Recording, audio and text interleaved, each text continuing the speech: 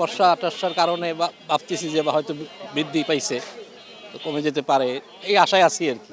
বাজারে যে সরবরাহের যে সমস্যা সেগুলো তো আছেই, জ্বালানি সংকট, বিভিন্ন রকম সংকটের কারণে এগুলো হইতেছে। হাই ইনকাম বাড়ে না একটা বছরে, বাট প্রতিদিন হচ্ছে সবজির দাম বাড়তে থাকে।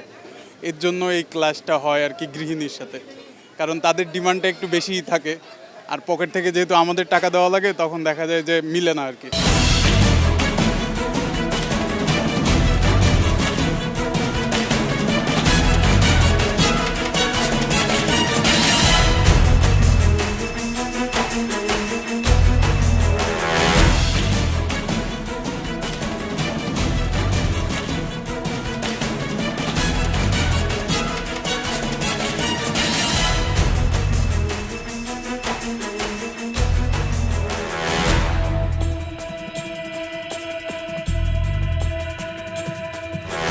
দর্শক শুভেচ্ছা, ২১ টেলিভিশনের নিয়মিত আয়োজন জনতার কথা অনুষ্ঠানে আপনাদের স্বাগত জানাচ্ছি।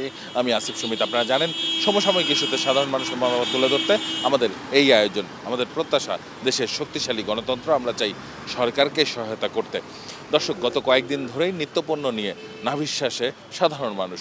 মূলত নিত্যপণ্যের দাম এই মুহূর্তে কেমন এবং কেন বাড়ছে এ সব জানবো ক্রেতা এবং বিক্রেতাদের কাছ থেকে, শুনবো তাদের কথা। বর্ষা-টর্ষার কারণে ভাবতেছি যে হয়তো বৃদ্ধি পাইছে, তো কমে যেতে পারে এই আশায় আছি আর কি। বাজারে যে সরবরাহের যে সমস্যা সেগুলো তো আছেই, জ্বালানি সংকট, বিভিন্ন রকম সংকটের কারণে এগুলো হইতেছে। হাই ইনকাম বাড়ে না একটা বছরে, বাট প্রতিদিন হচ্ছে সবজির দাম বাড়তে থাকে। এর জন্য এই ক্লাসটা হয় আর কি গৃহিণীর সাথে, কারণ তাদের ডিমান্ডটা একটু বেশিই থাকে, আর পকেট থেকে যেহেতু আমাদের টাকা দেওয়া লাগে তখন দেখা যায় যে মিলে না আর কি। বর্ষার দিনে তো সবজির দাম বেড়ে যায় এবং সেটাই হয়েছে, অনেক সবজির দাম অত্যন্ত বেশি আর কি। শুকনা জিনিসের দাম যা ছিল মোটামুটি সেরকমই আছে, কিন্তু কাঁচা বাজারের দাম বেড়ে গেছে। মানুষের ইনকাম লেভেলের সাথে আসলে সামঞ্জস্য রেখে মানুষ ক্রয় ক্ষমতাও দিন দিন কমে যাচ্ছে। এখন দেখা যাক সরকার কি পরিমাণ কি পদক্ষেপ নেয়। আগে বাড়ছে, এখন বাড়ে নাই, আর এক মাস আগে যা বাড়ছে এখনো তাই আছে। এখন দাম বেশি, এই টাইমে দাম বেশি হওয়ার কারণ হলো বন্যা থাকে মনে হয়, এই জন্য সবজির দাম বৃষ্টি এলে দাম বাড়ে, আর বৃষ্টি না হলে দাম কমে যায়। আর যদি মোকাম মাল কমাইবো সেদিন মালের দাম বাড়বো, যদি মোকাম মাল আইবে সেদিন মালের দাম কমবো।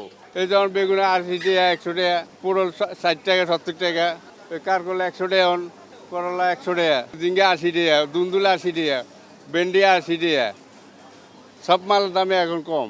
আর বৃষ্টি বাদলের কারণে ও সবজির দাম একটু চড়া হয়েছে। মাঝখানে বৃষ্টির কারণে তো ওরা এত সবজি টবজি এত কিছু আনতে পারেনি। ভালো মাছের দাম সাধ্যের বাইরে। আপনি যেগুলি পালা মাছ, পুকুরের থেকে যেগুলো চাষযুক্ত মাছ, ওগুলোর দাম একটু কম আছে।